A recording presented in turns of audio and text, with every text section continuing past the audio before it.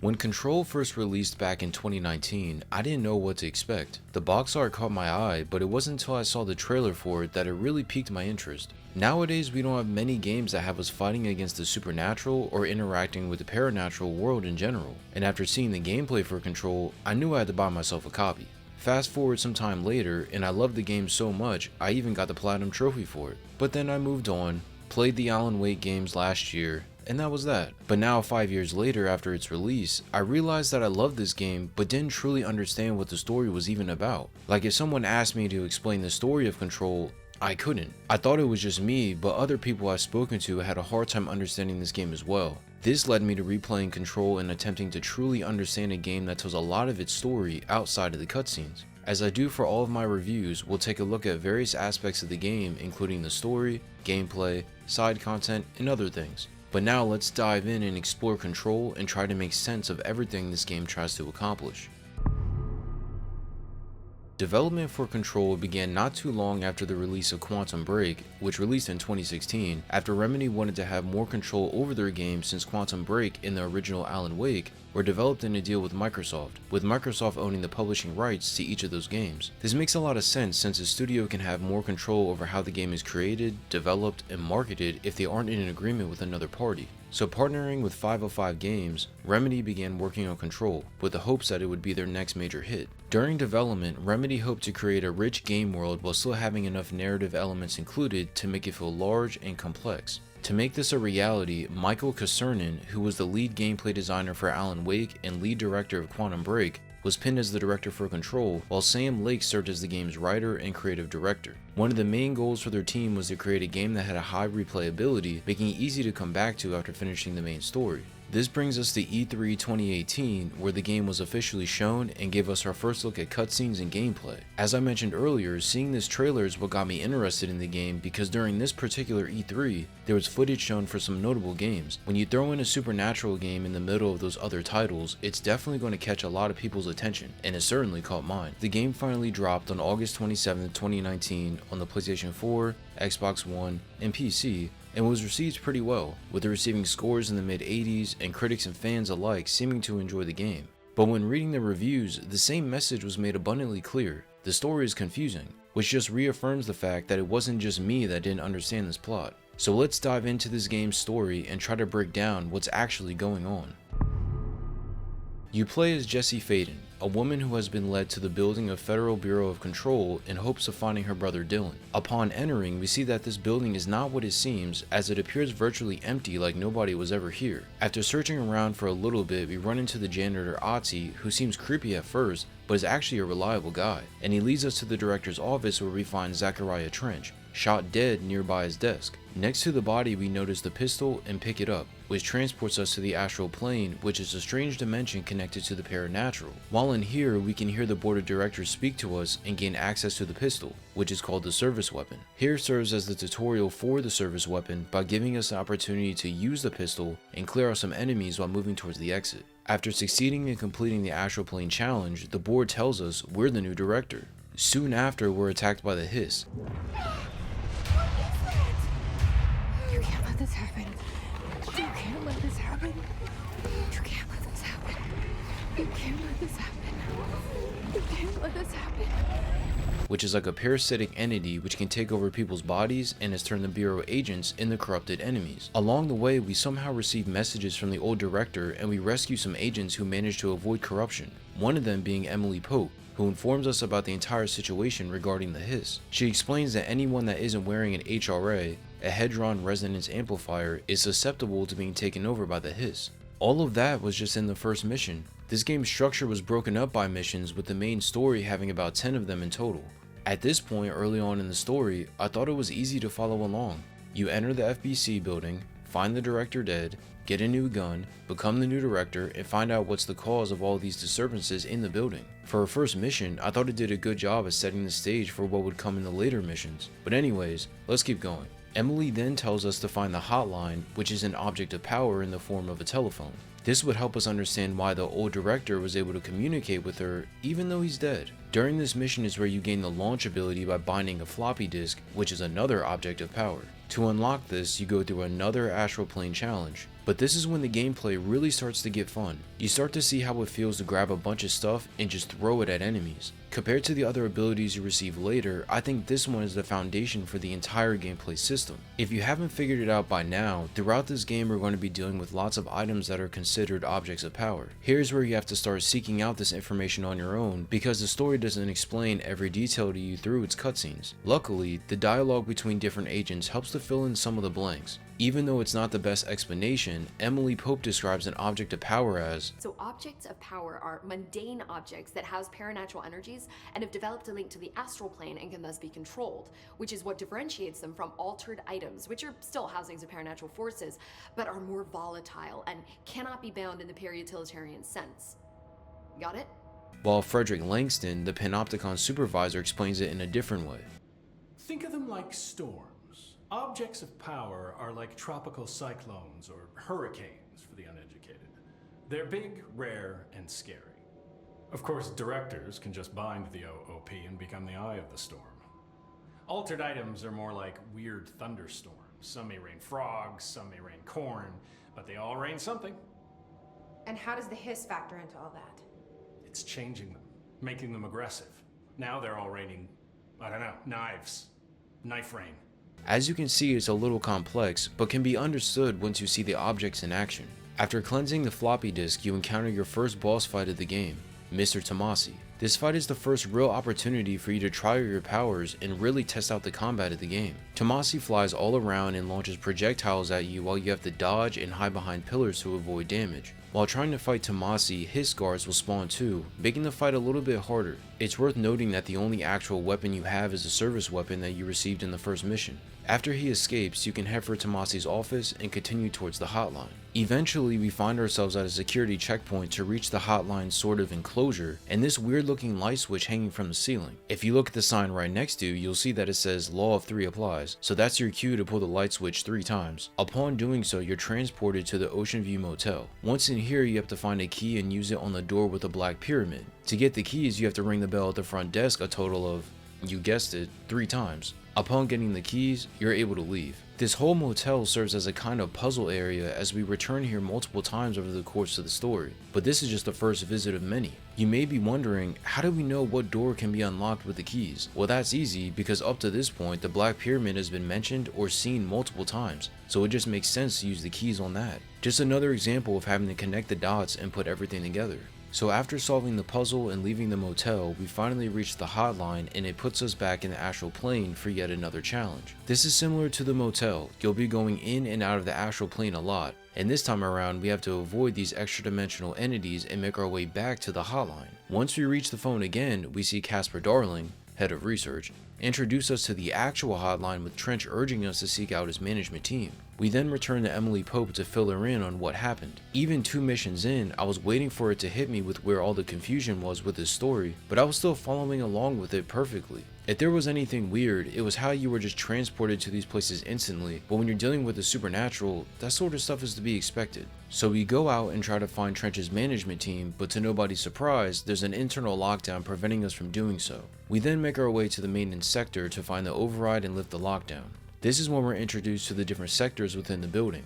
I thought it was really cool to see how many sectors this building had to offer, and it made it feel like this place was an actual tower. There's a lot of hidden areas and rooms within each sector, making each sector feel different from the rest, almost resembling the layout of a castle instead of a building. Over the course of the story, you gain access to more and more sectors with the story taking place inside each one of them. They're all different, but not diverse enough for me to have a favorite over the others. They all felt like separate areas, but none of them worth spending too much time in, like pieces inside of a puzzle. Regardless, they all fit with what was going on in the story and made complete sense in their relation to the overall concepts. Anyways, we find Adi the janitor again, and he informs us that we have to fix the NSC power plant, and in order to do so, you have to fix the coolant pumps and energy converters in order to lift the internal lockdown. Before fixing the pumps and converters, we meet Security Chief Arish, who informs us about him and the situation that's going on in the maintenance sector. I thought this game did a solid job of introducing us to these uncorrupted agents at the perfect times, because meeting new characters right when entering a new sector was a really good idea.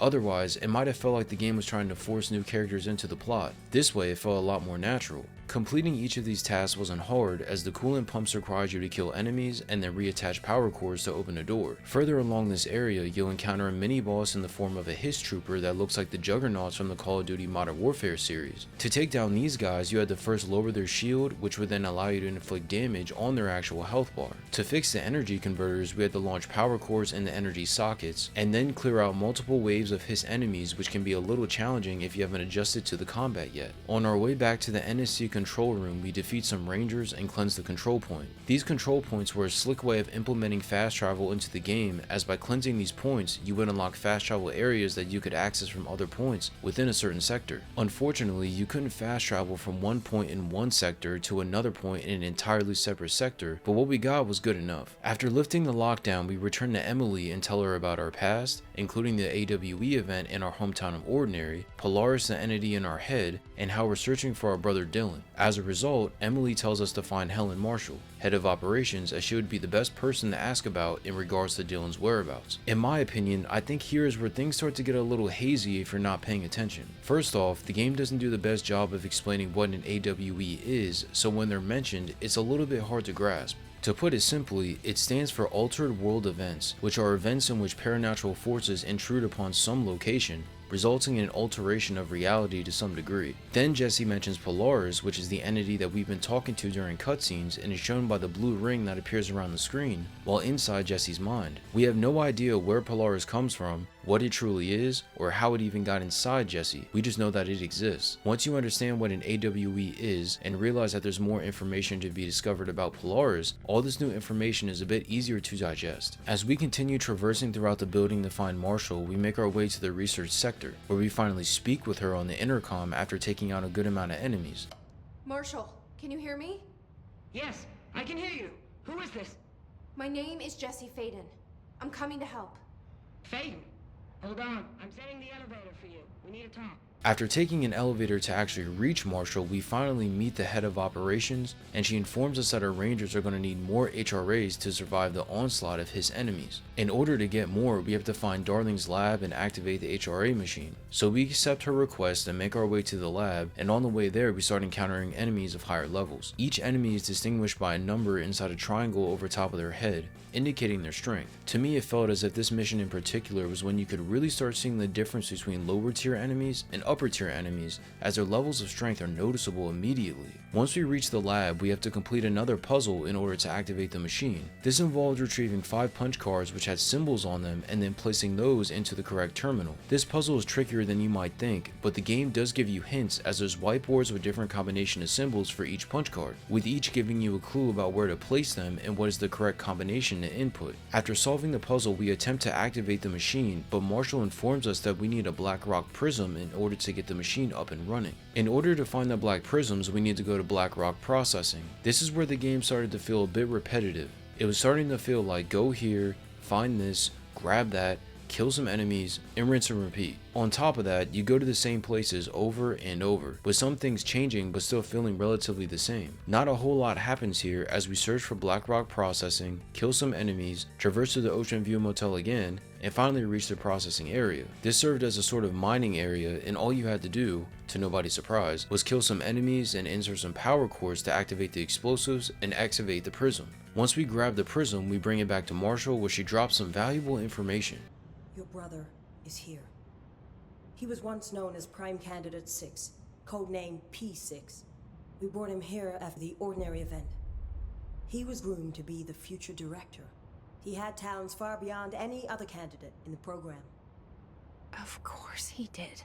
Here is where we learn that Dylan was known to the Bureau as Prime Candidate 6, or P6 for short, and was being groomed to take Trench's place as director due to his supernatural abilities. But since Dylan killed multiple Bureau agents, the Bureau thought he was too dangerous and decided to lock him away in the containment sector instead. As expected, we rush over to the containment sector to reunite with Dylan. From this point onward, I'll speed past through a lot of what we do to get to the next story point, because it really does get repetitive between cleansing objects of power, completing astral plane challenges, and going through the Ocean View Motel. Once we finally find Dylan, we see that he's also been corrupted by the hiss. The conversation between Jesse and Dylan is tense and does a good job at depicting how screwed up her brother really was. But this conversation between Jesse and Dylan adds even more to the story, as he reveals he actually embraced the hiss and wanted to be overtaken by them. Even more, he could sense that Polaris was inside Jesse, while explaining that the hiss entered the Bureau in the first place from the slide projector that the Bureau recovered from the AWE event that happened in Ordinary. But wait, it gets better.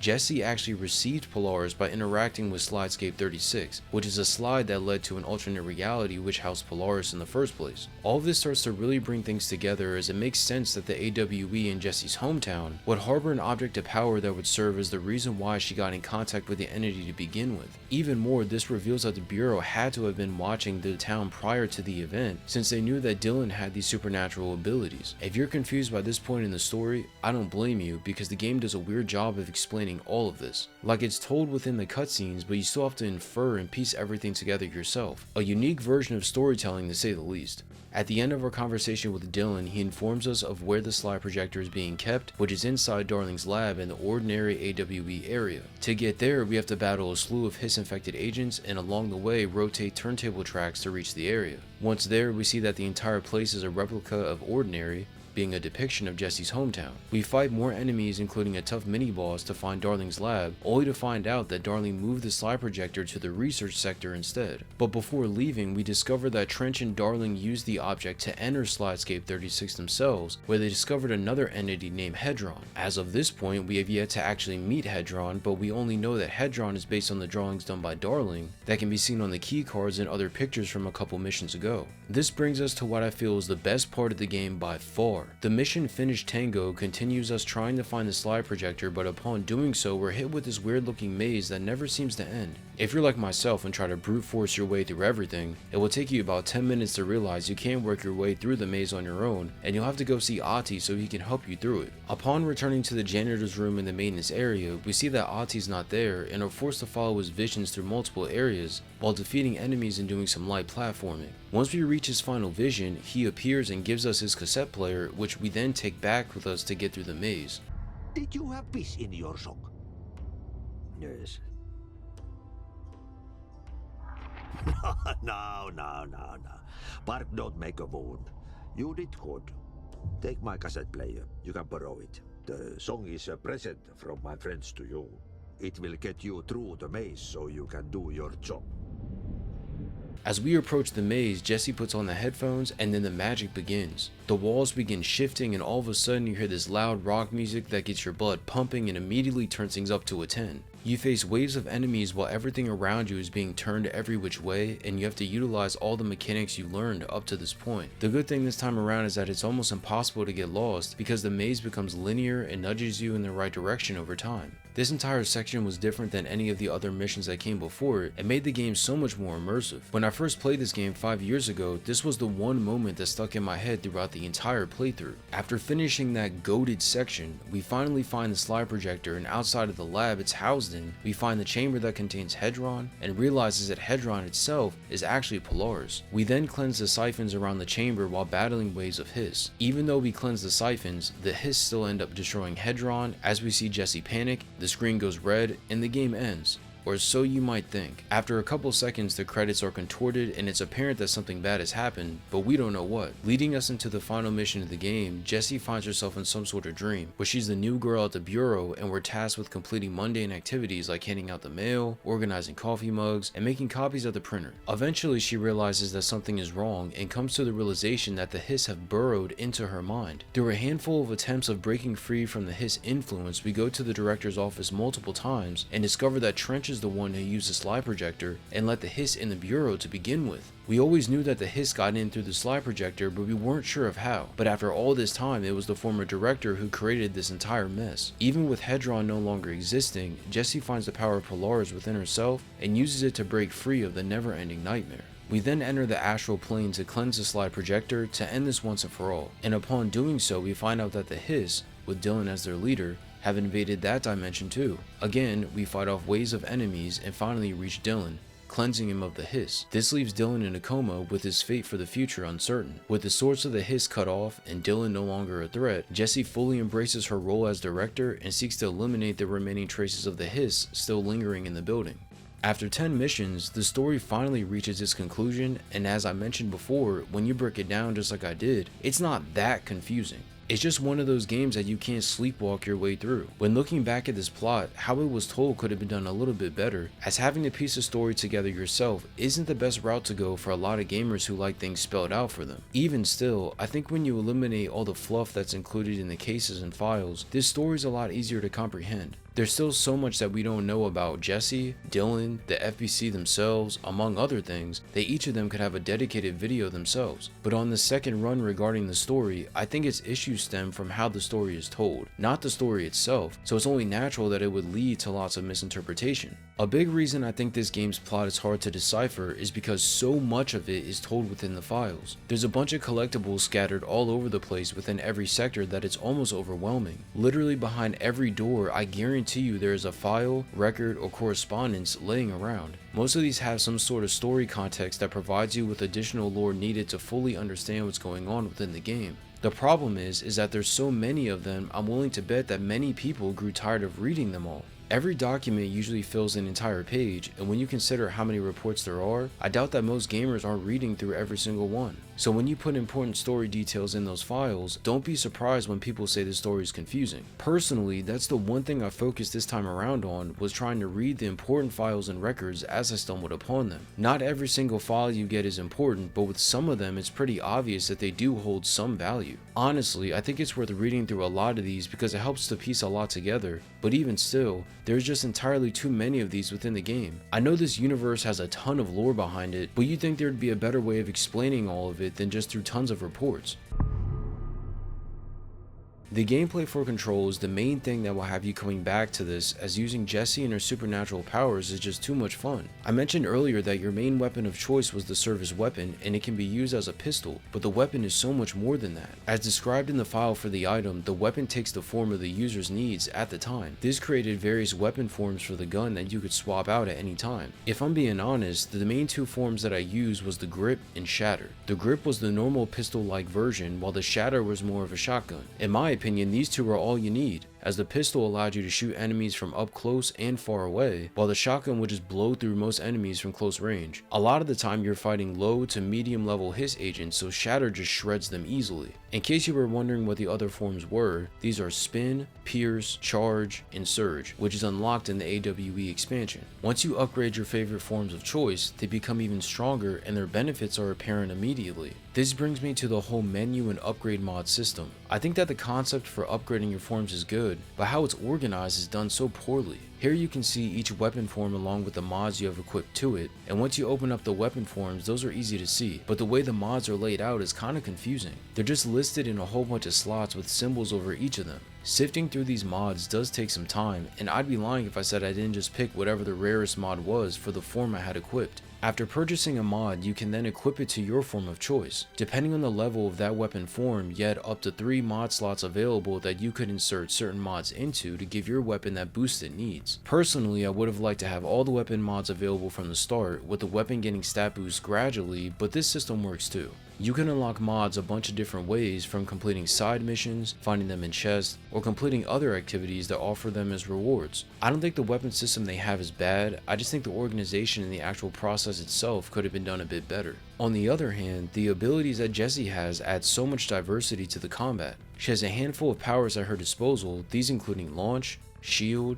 seize, and levitate. Out of all of these, I think that launch is by far the best. The power itself is simple, as it lets you throw virtually any object at enemies. I think what makes his ability so addicting is that it's easy to remember to use. When you're in the middle of combat and you run out of ammo while your gun is recharging, it's extremely easy to just panic throw a bunch of stuff at everything in sight. What's underrated about this is that Jessie can take pieces out of the wall or other surfaces when there's nothing to use in the surrounding area. This means that in almost every situation, there's always something you can throw at the enemies. Just a great ability overall. All of these have their place in combat, and when you combine them all together, that's when the gameplay really shines. Relying on the same ability in every combat scenario isn't going to work, as many enemies can dodge thrown objects or move quickly, so you have to think outside the box in order to win. Just like with the weapons, the abilities are all cramped inside a menu screen, with them being organized by tiers, with you spending upgrade points to unlock the next tier of that particular ability. Combined with them are health and force upgrades, giving you more health or more force to use during the fights. I think upgrading these are a bit more self-explanatory than compared to the weapons, as the way it's structured is similar to other games where everything is broken up by ability, and you have the option to choose what you want to upgrade first. Just like the weapons, you can equip personal mods for Jesse that provides ability boosts depending on the type of mod. Each mod has a certain level of rarity to it as well, with some of them being health related, force related, or giving your weapon certain upgrades like rate of fire, increased ammo spread, etc. These personal mods stack up really fast, and if you don't keep track of how many you have, eventually you'll run out of space and won't be able to house anymore. Thankfully, one thing this game did was implement a way to get rid of the mods via deconstruction. By breaking down the mods, you can get some source back, which served as the currency, and free up a mod slot. These personal mods can help make the game so much easier and make Jessie even stronger than she already is. When it comes to the enemy variety, it's in this weird middle ground. Yeah, there's some different types of enemies, but it still seems like you fight the same ones over and over and over, no matter what sector you're in. They're all based on different rangers that work for the Bureau, so they're going to look similar to some degree, but even still, there was something about them that just felt too samey. Due to this reason, the mini bosses and bosses all felt like actual threats because they were so vastly different than the other enemies. When you knew one of these stronger enemies was in the area, you knew. They stick out like a sore thumb because their abilities and high level, so they're almost impossible to miss as well. Oh yeah, and one thing I thought was a little weird was that there was no ending boss fight. For as many enemies we fought over the course of the story, to not have an ending fight was kinda odd. I understand we had to save Dylan and fought through tons of Hiss to do that, but where was the giant Hiss enemy that would cap the game off? It could have been literally anything, but just to fight waves upon waves of enemies instead of a final boss at the end was definitely a weird gameplay decision. Outside of the main missions, there's additional content that can keep you entertained. As you progress throughout the story, you'll unlock a nice slew of side missions that offer up some good rewards upon completion. Some of these are better than others, as some missions have you clearing out mold, while others have you cleansing an object of power. All of these are worth doing for the rewards alone, but completing them does give a little bit of insight in regards to the story depending on that particular quest. I would say if you want some mods or are trying to get all the achievements, then try to get all of these completed. When not doing the side missions, you had access to 3 types of other activities: the board countermeasures, bureau alerts, and expeditions. Each of these provided rewards like the others, but weren't nearly as important as the side missions. The board countermeasures were essentially challenges, as they required you to do things like kill enemies with a service weapon in a particular form, among other challenges. Out of everything in the game, these are the things that I did the least. As a matter of fact, I think that's the only activity I didn't even do on my second playthrough. It just seemed like the rewards you got for completing them weren't worth the trouble. Bureau alerts were events that happened automatically at random times during the game, but what was annoying about these is that they would pop up when I was in the middle of a main mission. So most of the time I was like, yeah, I'm not doing that right now, or okay, I'll remember to get to it later, and I ended up never completing them. These required you to do some sort of action in a certain area, like killing Hiss in a particular area of a sector within the time limit. Again, side activity that's supposed to add to the replayability, but does little to have you coming back. The expeditions were the best out of the 3. To play these, you needed a jukebox token, which you could purchase through the upgrades menu or attain them during main or side missions. Once you had enough tokens, you could insert them into the jukebox, which would transport you to what looks like the Black Rock processing area. Here, there's rings which you will go through, which would take you to different areas and have you complete various tasks before moving on to the next ring. What makes this so much fun is that the enemies are strong, the activities aren't always the same, and there's a time limit that you have to complete all of it in. Once you finish all the tasks, you return back to the main area and there's a boss waiting for you, just icing on the cake. In all honesty, these are pretty tough, so if your Jesse isn't leveled up or have really good gear but you still want to complete these, just turn on Immortality, because these are too good to skip just because of the difficulty. This brings us to the DLC expansions that would release in 2020. The first being the Foundation finds Jessie being summoned to the hotline from the board, with them informing her that the oldest house is in danger. We venture deep into the maintenance sector where we touch this ancient pillar that transports us to the Foundation, which is a cavern full of different paths and loads of Bureau intelligence. Once we reach this area, we start receiving hotline messages from Marshall, the head of operations from the original story. What I didn't mention earlier is that after she told us the information regarding Dylan, she mentioned that she needed to go away for a bit to take care of something, and then we never heard from her again. So seeing her in these same sort of messages as Trench was is not a good thing, since we know what happened to him. We then move our way through the Foundation until we discover the Nail, which is a giant monument that serves as a conduit connecting both the astral plane and the oldest house. But when we find it, we discover that it's been damaged, and in order to repair it, we have to fix 4 nodes spread throughout the Foundation. This is where the meat and potatoes of this DLC takes place. Fixing all the nodes is actually a lengthy process, as it involves fighting off waves of Hiss and a lot of platforming and puzzle solving. At first it doesn't seem too bad, but eventually it does get really repetitive, especially when you're in the astral plane, because it seems like you won't ever leave. While fixing one of the nodes, we encounter Former, who is an ex-member of the board in a boss fight from the main story. To our surprise, this extra-dimensional entity offers up the other part of the shape ability, which the Bureau tried to hide from us. Over the course of the expansion, you learn both parts of the shape, the ability to create crystals that could be used to damage enemies or traverse new areas, and on the flip side, the ability to destroy those same crystals to reveal new locations or trick enemies into falling in those sections. This was actually a really cool ability that added something fresh to the gameplay, but it's not really applicable outside of the DLC because the crystals are mainly found inside the Foundation, but for this expansion it served its purpose. After we fixed all the nodes, we reach the base of the nail where we find Marshall, who is possessed by the hiss. We end up having a boss fight with Marshall, which was more difficult than I expected, as you fight not only her but waves upon waves of hiss, which makes things pretty chaotic. Her attacks are a mix of hiss abilities along with using her weapons to try to inflict damage, but just like any other enemy, if you keep your distance and utilize all of your abilities, she'll go down eventually. Once she's defeated, we cleanse the nail and the board reassures us that the emergency had been contained successfully. Furthermore, finding Marshall at the nail further proved that it was her that destroyed the nail to begin with, doing that as a means of protecting the Otis house from the hiss and using that as a form of protection from the board, limiting their control. Because Marshall was skeptical of the board and believed that they were responsible for what happened to Director Trench, the board destroyed Marshall's HRA, which made her susceptible to the hiss. After realizing all of this, Jessie no longer trusts the board and decides that she's going to lead the Bureau in her own way while playing along with the board, making them think that they are still in control. Story-wise, this expansion was pretty solid, as it cleared up what happened to Marshall since she just sort of disappears midway through the story. It also further cements Jessie as the director and makes it abundantly clear that the board cannot be trusted. The actual gameplay changed some things up, but again, fixing all the nodes was really tedious. It felt like we were just doing the same stuff over and over until the Marshall boss fight. Thankfully, the story we got made up for the tediousness of the gameplay, so it's definitely worth running through this expansion at least once. There is side content included with the expansion, similar to what's included in the base game, but there's one mission called Jesse Faden Starring in Swift Platform which stands out from the rest. This mission has Jessie riding what seems to be train carts as she fights hiss on both sides of the tracks. All at the same time, this upbeat disco-like music turns things up a notch.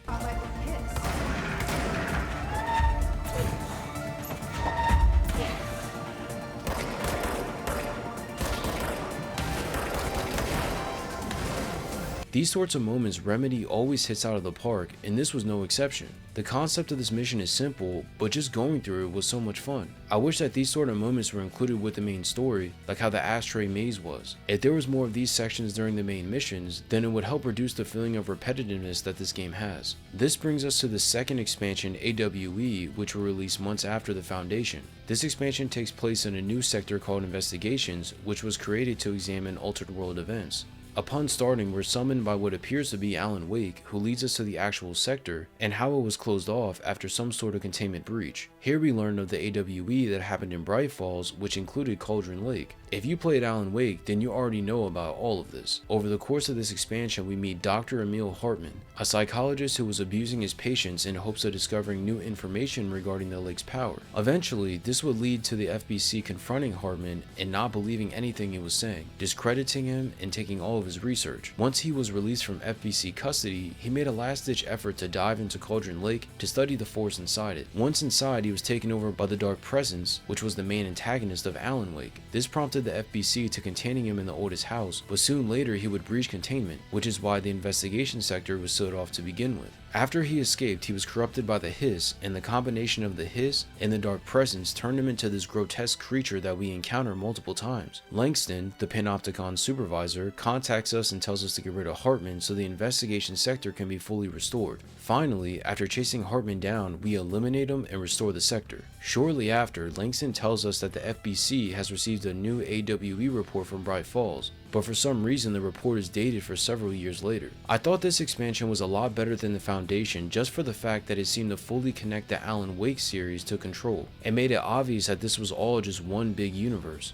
as what happens in one game could affect what happens in the other. Having recently gone through both Alan Wake titles last year, I was able to follow along with the story perfectly and understood exactly what was going on and why it was happening. To my surprise, the gameplay was changed up and made similar to Alan Wake, where there were dark presences all over the investigation sector, with many of them blocking entrances and exits, and to get rid of them we had to shine light on them, just like in Alan Wake. Combine doing that with the usual hiss battles and puzzle solving, and this expansion feels unique from everything else we received prior. It's worth mentioning that reading the cases and files that you pick up along the way give a lot of background information on the entire situation of Bright Falls and shows how long the FBC had been monitoring that place. I could be misinterpreting this, but if you read the Bright Falls supplement, you can even see in the notes section that a monitoring device was established at Cauldron Lake to alert the Bureau of any further activity. And then in Alan Wake 2, we see a monitoring device in the woods, just giving us more evidence in regards to the interconnectivity of the games within this universe. The encounters with the corrupted Hartman were pretty annoying though. Each time you faced them, you had to turn on all the lights in the area, which would cause him to run away. But trying to turn on the lights required you to keep your distance and throw power cores in the generators, which would power the switch to turn the electricity on. While trying to do this, Emil would constantly be teleporting to you and trying to hit you with a whole bunch of attacks while you couldn't hit him at all. After turning on the lights a couple times, we finally get to do it in an area where you fight him, and this boss fight was probably the hardest in the entire game, including the main story. During this, you face waves of hiss while he's attacking you as you try to turn the lights on. Once turned on, he becomes vulnerable and you can just attack relentlessly, but he will counter after a certain amount of damage, so you have to maintain your distance. What surprised me the most is that once you hit his second phase, he will pull some of the power cores out of the wall and gain a temporary shield, forcing you to take down that shield and re-input the cores to turn the power on once again. After turning on the power, you just keep attacking him until he removes the cores again, rinse and repeat for a while, and the boss fight is finished. This boss fight wasn't perfect, but I loved how Emil did something different when entering his second phase, which is what I was hoping for from some of the other bosses in the main story. Just like the Foundation, there's additional side missions that you can complete as well. These offer additional context to the plot, but there's one mission that I have to shed some light on. There's a mission called Shum, which takes you to an arcade machine where you have your option of playing two game modes, Crowd Control or Deadline. Both consist of you fighting waves of hiss, with Deadline being the one I chose as you have to kill a certain number of enemies within the time limit in order to win. This was a cool mode, but it's what completing that mode unlocks is what's important. Beating one of the modes unlocks a second arcade machine, which allows you to repeat the bosses from the main game, a boss rush mode where you have to fight them one after another, and then the ability to replay the ashtray maze over and over. Allowing us to replay the maze section as many times as we wanted is something I was hoping would happen all the way back in 2019. Since there isn't a way to replay that section without replaying the entire mission, it's so cool that Remedy included that in this expansion. Being able to play the best part of this game at any time gives any fan of this title a reason to always come back. It's like they knew they cooked with this section and were more than happy to allow us to keep enjoying it. Control is a title with a complex story, but its gameplay is just a blast to play. The ability to use supernatural powers alongside weapons makes this game easy to pick up and hard to put down. If the story was told a bit more openly, then I think it would have eliminated a lot of the confusion and misinterpretation that surrounds the plot. Nonetheless, if I had to give this game a score, I'd give it an 8.5. This game was really fun, and if Remedy built upon this for Control 2, it can be way better than the first. Even with everything that was included in this first installment, I feel like there's still a lot of meat on the bone with this IP, and so much more that could be explored. After playing this, it's apparent that Alan Wake, Control, and Quantum Break are all in the same universe, so maybe I'll have to play Quantum Break as well. If you played Quantum Break already, let me know in the comment section below if it's worth playing. If you made it this far in the video, I appreciate you taking the time to watch my review of Control. I hope you enjoyed this game as much as I did, and if you enjoyed this video, feel free to check out my Alan Wake reviews as well. Thanks for watching, and take care.